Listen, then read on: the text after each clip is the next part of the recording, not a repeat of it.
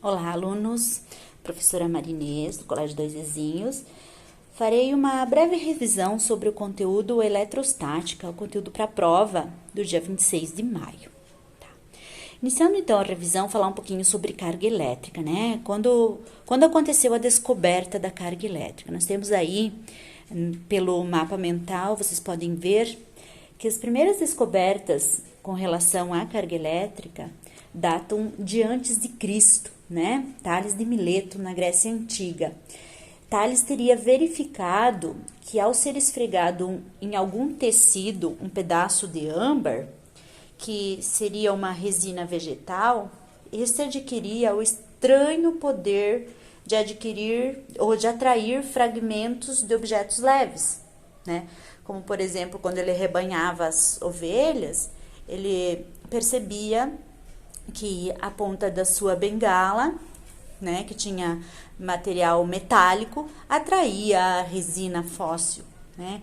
Então, essas foram as primeiras propriedades elétricas, né, da antiguidade descobertas por Tales de Mileto.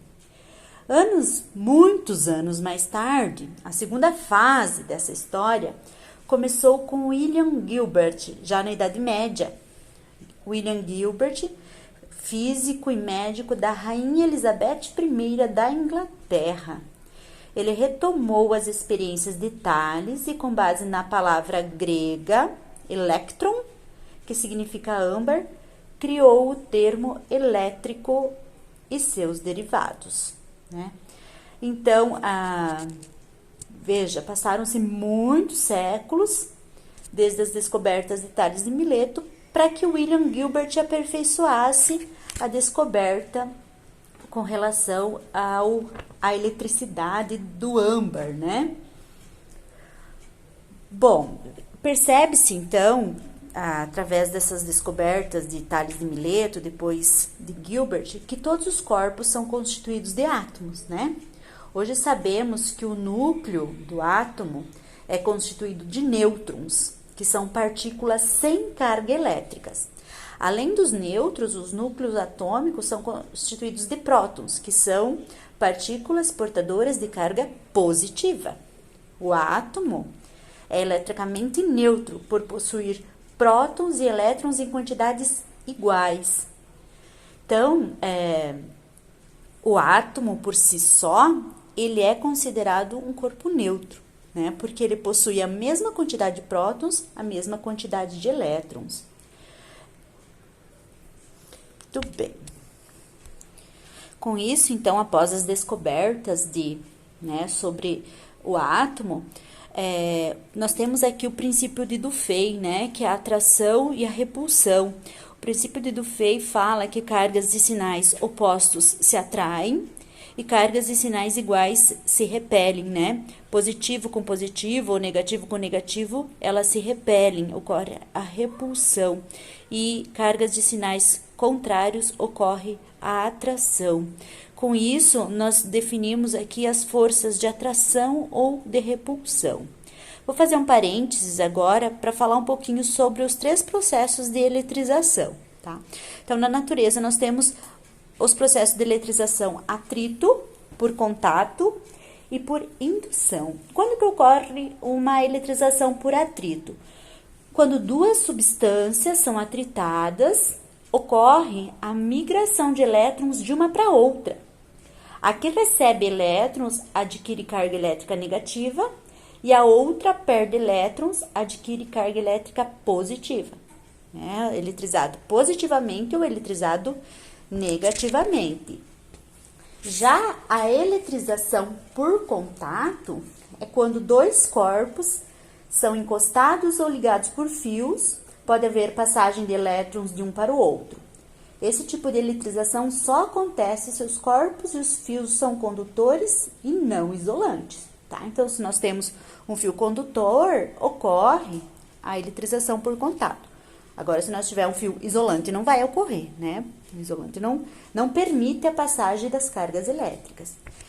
E o terceiro processo de eletrização, processo de eletrização por indução. É quando um corpo carregado é aproximado de um corpo condutor neutro. ocorre o fenômeno da indução eletrostática. E na indução eletrostática ocorre a separação das cargas do corpo neutro. Tá? Sabe que o corpo neutro, ele é neutro porque ele possui a mesma quantidade de prótons e a mesma quantidade de elétrons.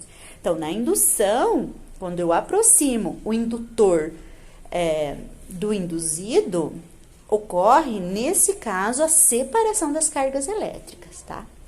É importante nós lembrarmos aqui da série triboelétrica, né? O que é a série triboelétrica? É uma série de materiais e, ao atritar, né, esses materiais, eles vão adquirir cargas e sinais opostos. É importante a gente compreender essa série triboelétrica. Por exemplo, se eu atritar aqui a pele humana com o papel, eu tenho que saber que o que está mais no topo aqui da série triboelétrica, ele vai adquirir cargas positivas.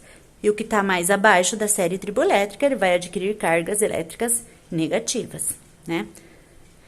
Agora, se eu atritar aqui, por exemplo, o silicone e o teflon, que estão lá no extremo, né? Lá no negativo. Qual dos dois vai adquirir cargas elétricas positivas e qual dos dois vai adquirir carga elétrica negativa? O teflon vai ficar eletrizado negativamente, enquanto o silicone eletrizado positivamente. Bom, então, com base aqui na força elétrica, né, na força de atração e repulsão das cargas elétricas, nós temos aqui a força elétrica, ou também chamada lei de Coulomb, né? Coulomb realizou essa experiência com um dispositivo chamado balança de torção, e ele conseguiu medir a intensidade de força de atração e de repulsão entre duas pequenas esferas carregadas eletricamente. E com base na análise dos resultados obtidos aí dessa experiência, Coulomb estabeleceu uma lei que leva o seu nome, né? A lei de Coulomb, a lei da força elétrica, né? A lei de Coulomb é uma lei muito semelhante à usada por Isaac Newton, quando ele estabeleceu as forças de gravitação universal, né? Um século antes. Então, nós temos aqui a famosa lei de Coulomb, né? Que a força de atração entre as cargas elétricas, ela pode ser tanto força de atração quanto repulsão, né? É igual a uma constante eletrostática do meio. E a gente viu aqui que nos exercícios, 99% dos exercícios, essa constante eletrostática aqui, as cargas são localizadas no vácuo, né? E o valor da constante eletrostática é de 9 vezes 10 na nona, Newton vezes metro quadrado por Coulomb ao quadrado. Isso aqui é a unidade de medida da constante, né? Então, nós temos aqui que a força eletrostática é igual a constante, a força elétrica, aliás, é igual a constante eletrostática vezes as cargas, né, Q1 vezes Q2, e módulo, né, não traz o sinal para cá, dividido pelo quadrado da distância. Isso aqui, então, nós temos a lei de Coulomb ou a força elétrica, né? E a força elétrica, ela é proporcional ao valor da carga. O que isso quer dizer? Quanto maior o valor das cargas elétricas, maior a força elétrica. Sim, porque se eu fizer uma analogia aqui com o campo gravitacional dos astros, por exemplo, se eu pegar uma comparação da Terra com Júpiter, Júpiter é muito maior, Júpiter tem uma massa muito maior. Consequentemente, a força de atração gravitacional de Júpiter é maior do que da Terra. Então, aqui também a gente faz essa relação entre força elétrica com a quantidade de carga. Quanto maior a carga, maior o valor da carga, maior é o valor da força elétrica. Só que a força elétrica é inversamente proporcional ao quadrado da distância. O que isso quer dizer? Que quanto mais distante, mais longe estão uma carga da outra, menor é a força elétrica. Por exemplo, se eu colocar duas cargas elétricas com distância entre si de 1 metro e duas cargas elétricas com distância entre si de 2 metros, A força elétrica é maior onde a distância é menor. Tá? Então, ela é proporcional ao valor das cargas e inversamente proporcional ao quadrado da distância.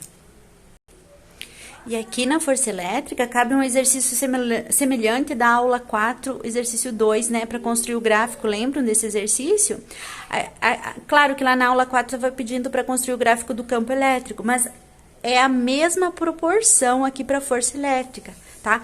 Se eu duplicar a distância entre duas cargas elétricas, o que vai acontecer com a força? Vai diminuir 4 vezes, vai cair 1/4. Então, o gráfico da força pela distância, então, se eu tenho para uma distância de uma força F, se eu dobrar a distância, a força cai em 1/4. Agora, se eu quadriplicar a distância, a força cai em 16 vezes, tá? Então, veja bem, olha a proporção, né? Bom, nós vimos então que duas cargas elétricas separadas por certa distância entre elas, elas interagem eletricamente, exercendo uma sobre a outra uma força cuja intensidade pode ser determinada pela lei de Coulomb, né, que é a força elétrica. Sabemos também que o surgimento de uma força requer a presença de dois corpos. Então, o primeiro a tentar explicar essa presença da força foi o físico Michael Faraday. Ele tentou explicar como as forças entre as cargas elétricas ou entre os ímãs se transmitiam de uma para outra.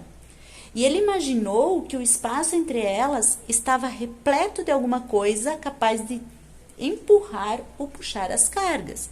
Ele chamou isso de força, né? Aí surgiu, então, a ideia de campo elétrico. Então, o que seria o campo elétrico? O campo elétrico é uma região no espaço em torno de uma carga elétrica, e esse campo elétrico tem o poder de atrair cargas pontiformes colocados no seu interior, né? A gente faz uma analogia do campo elétrico com o campo gravitacional terrestre, por exemplo, ou de qualquer astro, né? De qualquer astro celeste. Bom, então, essa ideia de força e de campo levou a substituir a ação de uma força à distância entre duas cargas elétricas por algo distribuído pelo espaço entre elas, como por exemplo, né? Aqui se podia atribuir um valor, uma direção e ainda, segundo Faraday, uma intensidade. Então, nós temos na natureza 3 tipos de forças considerados força à distância: força gravitacional, força elétrica e força magnética. Daí a definição de campo elétrico, né? O campo elétrico que desempenha um papel de transmissor das interações elétricas. Se uma determinada região existir um campo elétrico, então uma carga elétrica colocada nessa região ficará sujeita a uma força elétrica. Com isso, nós temos num campo elétrico as chamadas linhas de força ou linhas de campo, né? Que são linhas imaginárias, saindo sempre do ponto da carga positiva e entrando na carga negativa, tá? Então, eu tenho aqui um campo elétrico com 2 cargas de sinais opostos. Então, quando eu tenho um campo elétrico com 2 cargas de sinais diferentes, opostos, as linhas de campo saem do positivo e chegam no negativo. Agora, quando eu tenho 2 cargas elétricas de mesmo sinal, elas se repelem, as linhas de campo se repelem, tá?